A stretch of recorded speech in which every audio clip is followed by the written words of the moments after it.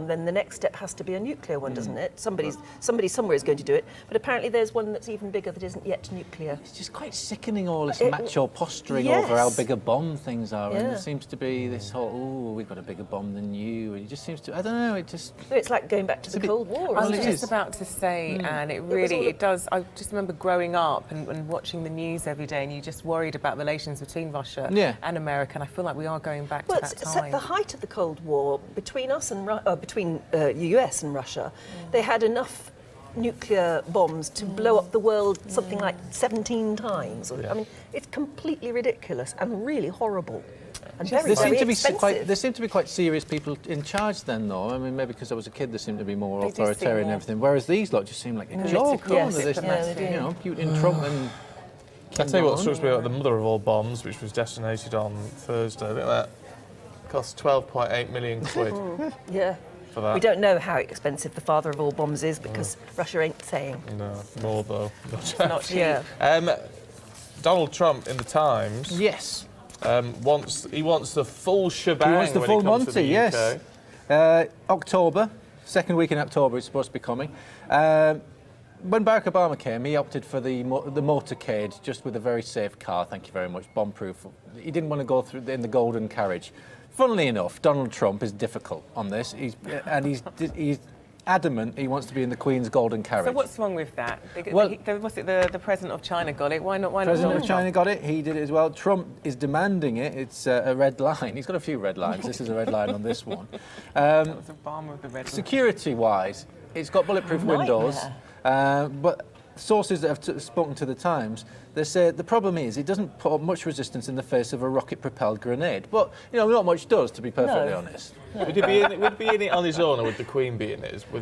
That's not clear. I presume the Queen will be in there. That wouldn't look right, would it? No, the Queen will have to be in there. Yeah, the Queen goes in that carriage as well. So there is quite a few people who don't like Donald Trump. He's doing it for his mum, though. His mum loves the Queen. Well, he's said this many times. And clearly, he doesn't want to. I mean, why come to London if you can't do it properly? Clearly, that's how he's thinking. But the Americans usually do love royalty, do love traditional British ways. Yeah, but do you know what? It's going to be a heck It'll be a bum fight, won't it? It is going to be a bum fight. Because there's so many people who don't like it. Apparently the Met are going to be going out doing home visits to deter Trump haters, for instance. The people who are known online to not particularly like... So you're going to get a visit then, right? Millions fans, clearly. We do these things very well. I mean, I remember all of the worries about Margaret Thatcher's funeral, for instance. And that went off very, very smoothly. It's usually the ones you don't expect that are the problems, unfortunately. It just seems a bit odd that we have to compare a state visit to a funeral. Yes. I mean, in terms of a much-hated figure, I suppose. If the Earth still exists by October. Yeah, that's true. Don't. Let's talk about Space Station. Oh, you'll love this one. Yes, you will. This is Peggy Whitson. She's up there at the moment. She's the commander of the International Space Station. It's the second time she's been up and been in command. She's the astronaut who's done the most hours in the ISS. Apart from Russians who've been up there longer. But she's the longest-serving American astronaut. And she said the one phone call, because they have a space station to Earth phone, the one phone call she'd love to make, she can't make it because she can't remember the name of the man, but it was one of her tutors at university who said, "You'll never make it as an astronaut.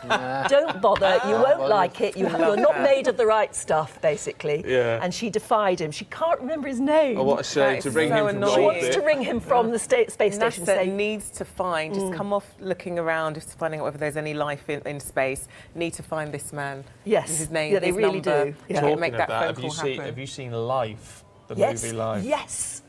I saw it a couple of weeks ago. Terrifying, based on the space station. Yeah.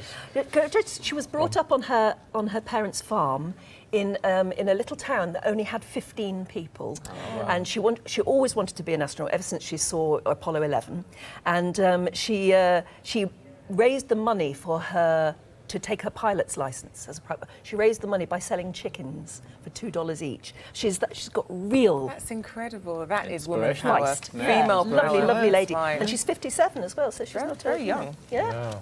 Great. For achievements. Love it. Let's finish off. Michael, we're just about out of time. Just a quick look at the Express. Should we eat and chewing gum? Yeah, well, I'm a big chewer of chewing gum. Are you? But it's personal responsibility all over again with this, isn't it? They're talking about how the companies are going to have to help pay for cleaning this up. But, you know, what about fast food places like that? The litter, I think. Chewing gum is particularly difficult to get off the pavement. You need extra. Well, it is. Cleaning Well, again, I go back to money. I put mine in the bin. Why can't everyone else put it in the bin? That's the problem, isn't it? Well, but people don't. And so I don't see why these companies have to. They're making loads of money. It's a good product. Yeah, 3p a gum, and councils have to spend hundreds of thousands. I think, though. I sort of think spend a bit of money, DNA test it. That's a good DNA idea. test it, and then. You don't want to drive chewing gum out, though. What about the bad breath epidemic afterwards? Oh, no, that's true. Yeah. Maybe it's just a price worth paying. We're going to take a break. Back with more in just a moment.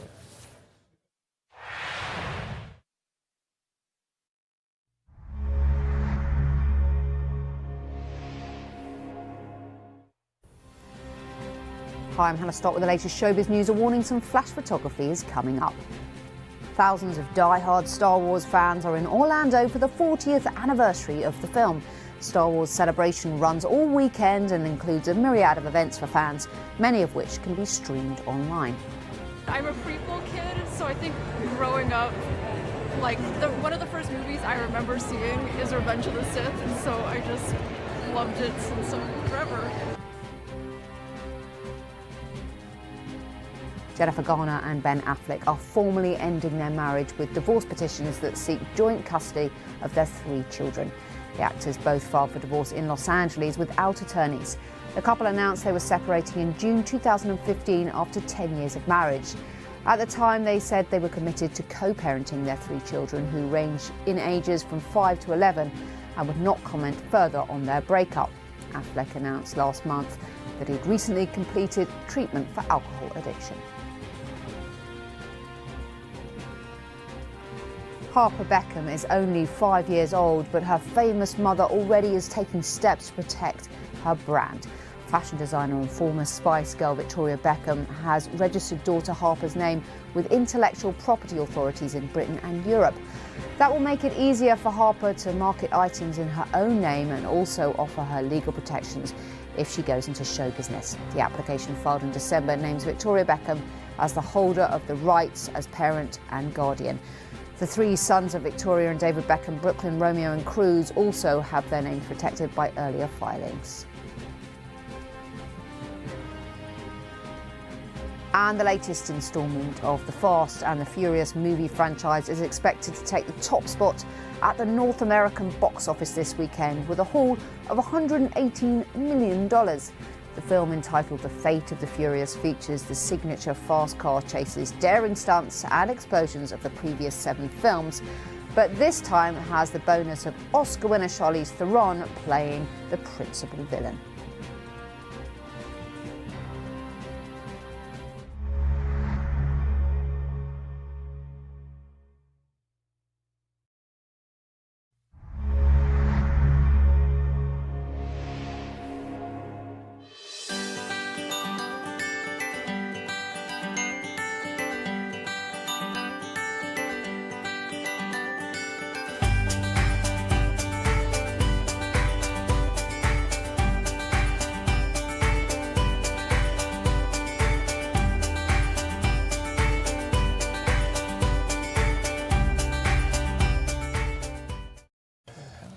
So we're going through the papers with Michael and with Anne. Let's talk Eurovision. Yeah, well, Russia is now pulling out of the Eurovision Song Contest. Wow, what a loss. But we were discussing this. It's all because of a row over the Ukrainian... No, Ukraine are hosting it. Yeah. Russian singer wants to sing in Kiev, but isn't being allowed to by the Ukrainians because of... She went to Crimea or something. It's very, very complicated. But basically, Russia are pulling out of the Eurovision Song Contest. And we were thinking, is that going to have an effect upon the way voting goes? Might do. Because they all scratch each other's backs, don't they? They all stick together, yeah. And so maybe, for the first time in years, we might see a very different voting pattern. That's a very interesting point. Just push that out there for you to think. I was at the London launch party a couple of weeks ago, where all the acts were there, or most of the acts were there. there performing live, and I have to say there's some really, really good acts in Oh, Eurovision. really? Or the Eurovision acts? Yes, for this year. That's pretty incredible. Yeah, there's some really good acts. There's some very weird ones as well. Oh, very weird ones. The weird ones. But that's what what it's all That's what we about. watch for, Could be really. Sweden's year again. You know what I'm saying? They were great. Oh, really? Looking at the mail, oh, here we go. Yeah. Now, Prince Oh, I George love in his this. school outfit Yeah, or I don't know not. what the Mail were drinking yesterday, but they've had some fun mocking up what Prince George would look like when he goes to school. Thomas is in Battersea when he starts. He's going to be just like any other kid, He apparently. looks like his dad. And turns out, He really does. when they mocked him up to look like a schoolboy in school outfits, he looks like a schoolboy in school outfits. And Yeah. To the big surprise of everyone. But there's some But still cute. But there's some little bit of detail about how this family is going to be just like us. They're going to drive George to school every day. Oh, they? Well, Oh, Look, William they're and going to Kate. try to, they say. They're going to drop him off each morning, depending on their work schedules, with the nanny taking up the slack. So they're probably not going to. The other good thing, this will make you... Why This has is he it. got his ballet kit? Well, they all have to This is do ballet. it. Boys do ballet these days. This is a, They you know... boys do ballet. There's nothing wrong with that, you know. Yes. yeah. No, but Multi-skilled, I didn't know that was a... not just Makes football, you very rugby. fit. Yeah, if you want to, work on your So your does old football and thighs rugby and and stuff like that. And there's a little bit cringy in here, a little bit John. cringy. Kate want at the the school future king gate to be doing a ballet. few days ago, they had a meeting and Kate said to one of the parents, "See you at the school gate," and a parent joked, "The fact they drive a Range Rover means they'll fit in very well around here." Awful. Good luck, Kate. Yeah. Oh, well. Love, it's been good to see you both this morning. Lovely. Happy Easter. happy Easter Easter. indeed. Enjoy your Where are the eggs. eggs? Are you bringing the in? No. It's not good for you. No. Let's have a look at the sports headlines for you.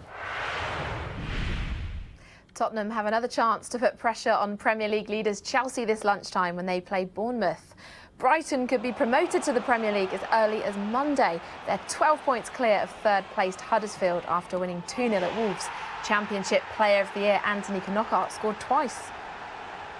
Exeter have gone level on points with Wasps at the top of rugby's Premiership after a bonus point 39-26 win at Harlequins. Henry Slade took advantage of a favourable bounce to score Exeter's fourth try at the Stoop. Luke Donald and Ian Poulter are right in contention going into the third round of the latest event on golf's US Tour. Donald is in a share of the lead at 10 under par after a second round of 67 at the RBC Heritage in South Carolina. As a cool evening settles over India, the lights shine bright on a crisp New York night. Good morning. It's a chilly but bright day for many of us today. Chilly in the brisk winds, a risk of gales towards the far northeast of Scotland. So very strong winds, and we've got a cold front just clearing the far side. So cloud breaking up to reveal some brighter skies. For many of us, it will be dry with brighter sunny spells. Just a scattering of showers the further north you are. And some of the showers could have a wintry flavour to them over the northern hills. Top temperatures today around 11 to 13.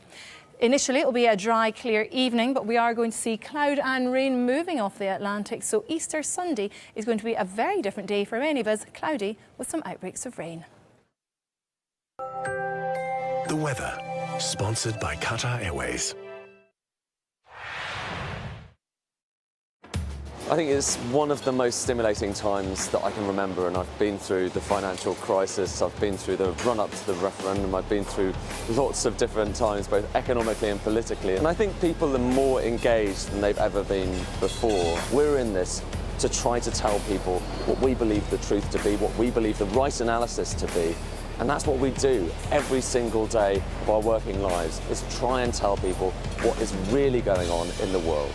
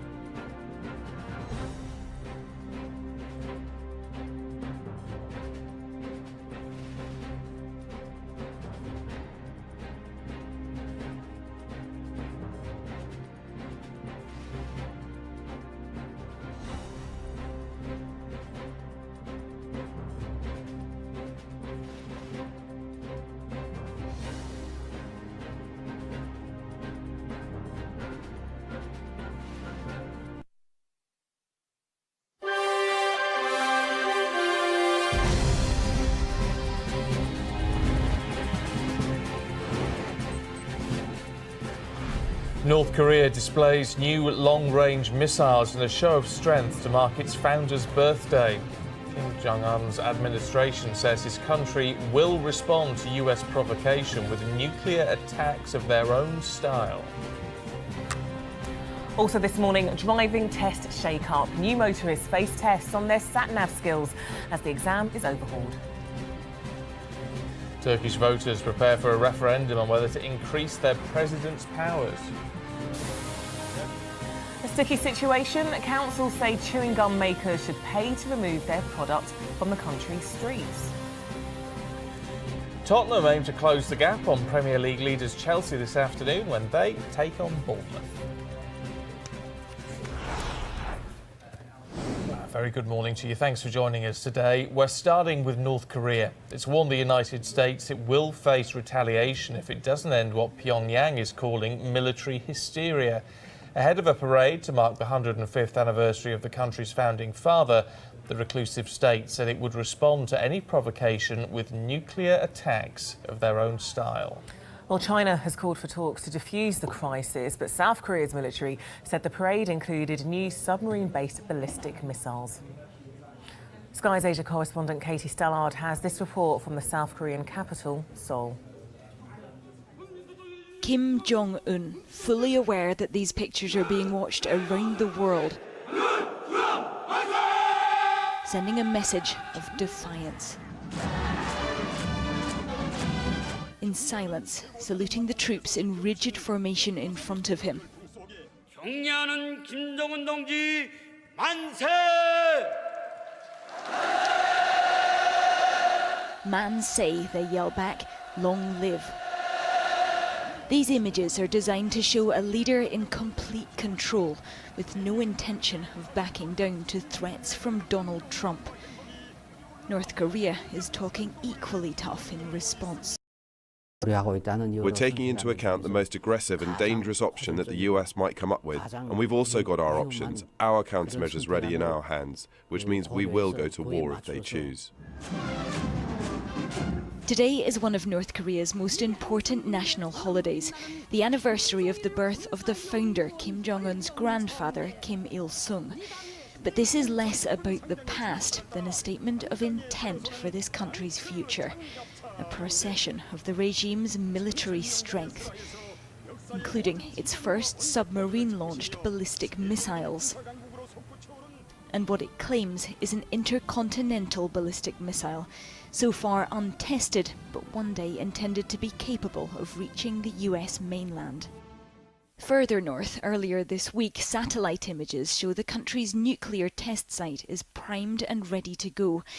Analysts say it's a matter of when, not if, they carry out what would be their sixth nuclear test.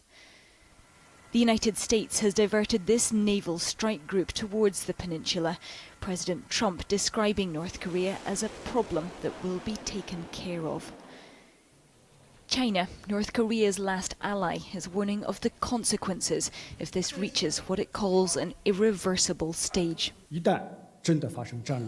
Once a war really happens, the result will be nothing but losing all round. No one can become a winner. Therefore, we call upon all the parties, no matter orally or in action, to stop provoking and threatening each other. This is a high-stakes game of brinkmanship, with neither side so far prepared to back down. And all the while, North Korea's weapons program advancing. The previous US policy of strategic patience has demonstrably failed. It's not clear what comes next. Katie Stallard, Sky News, Seoul. Well, Katie's in Seoul for us this morning. Are we going to see more interaction from the international community? We've heard from China, but are we likely to hear from others now as this tension rises? To a degree, we are at a relatively familiar impasse, with North Korea maintaining its right to pursue nuclear weapons, which its citizens are told are necessary for the defence of that country. They are told from children up that if they do not have a nuclear deterrent, they are at risk of invasion from the United States and South Korea at any time. So that is why they are told they need these weapons. Their leader would appear to believe that he needs them to guarantee his and his regime's survival. He has seen what's happened in Libya and Iraq. He does not want to go the way of Gaddafi and Saddam Hussein. He will believe that if he gives up his nuclear ambitions, that he may find himself subject to regime change. So you have a very powerful impetus within North Korea to develop these nuclear weapons. And I think what this is going to come down to is what the international community is going to be comfortable with. So if the United States was happy to interact with a nuclear-armed North Korea, I think it wouldn't be that difficult to get all sides around the negotiating table and start to reduce the tension. But if the United States is holding firm to this position, and from the rhetoric we've heard from Donald Trump thus far, it would seem that they will not tolerate a nuclear-armed North Korea. The question is what you do to stop them, because you can see from the weaponry on display in Pyongyang today, you can see from the repeated, we're up to now 5 nuclear tests, a 6th one could come at any time. North Korea's weapons program and its nuclear program is making progress, so it's really a question of what the United States is going to be able to do about that if it remains unable to tolerate this prospect of a nuclear-armed North Korea. OK, Katie, thank you. Now, motorists will have to prove they can operate modern technology, including sat-navs. It's all part of a shake-up of the driving test. Well, ministers say the changes will ensure people can cope with the challenges of 21st century driving. As Gerard Tubb reports. When you think it's safe to do so, could you show me how you would wash and wipe your front windscreen, please? The driving test is being tweaked, with more practical manoeuvres, more independent driving, and a check on your ability to use more controls.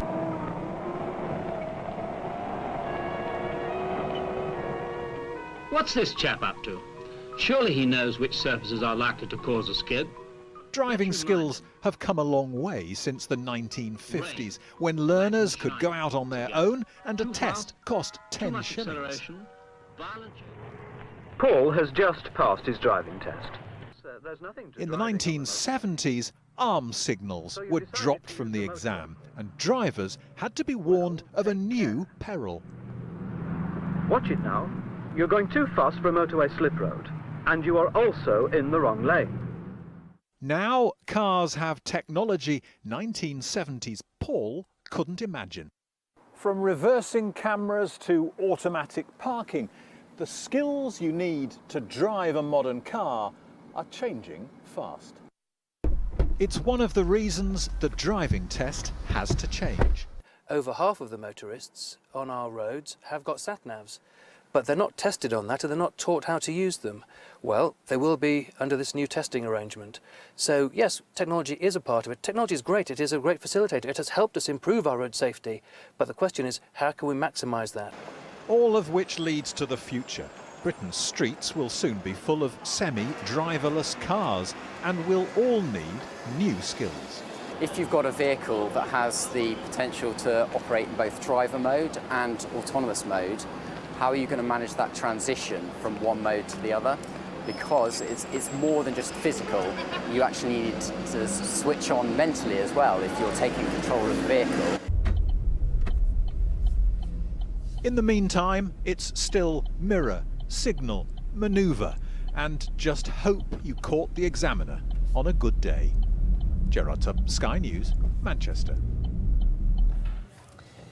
Now, the Sun columnist Kelvin Mackenzie has been suspended by the newspaper. It's after he compared Everton footballer Ross Barkley, whose grandfather was born in Nigeria, to a gorilla, and also made comments about the people of Liverpool. Merseyside police saying it's investigating whether his comments amount to a